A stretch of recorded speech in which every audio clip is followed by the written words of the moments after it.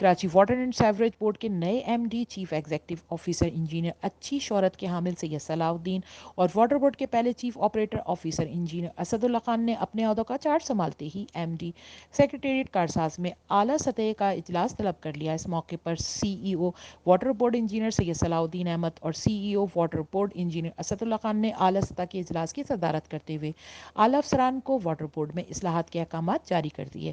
اجلاس کے موقع پر افسران سے خطاب کرتے ہوئے سی ای او واٹر بورڈ انجینئر سید صلاح الدین احمد نے کہا کہ ہم سب ایک ہیں اور سب مل کر ادارے میں مزید بہتری لائی ہے۔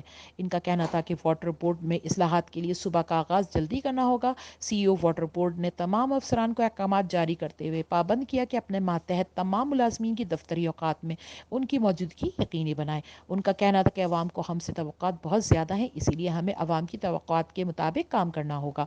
ان کا مزید کہنا تھا کہ مجھے واٹر بورڈ کے تمام افسران و ملازمین کا بھرپور ساتھ چاہیے۔ اجلاس کے موقع پر واٹر بورڈ کے پہلے chief operator officer engineer Asadullah Khan نے افسران سے خطاب کرتے ہوئے کہا کہ انجینئر سید صلاح الدین احمد کو واٹر بورڈ میں دل کی گہرائیوں سے خوش آمدید کرتا ہوں۔ ملازمین کا تحفظ کرنا ہماری اولین ترجیحات میں شامل ہے، جبکہ ملازمین کو تمام سہولیات فراہم کی جائیں گی۔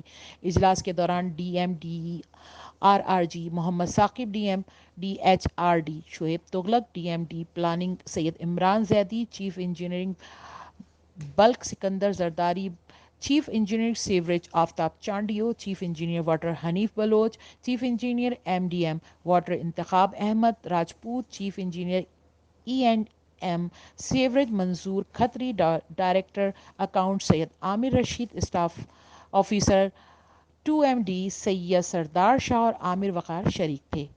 سیدہ Abeera Hussain, H Q network, Karachi.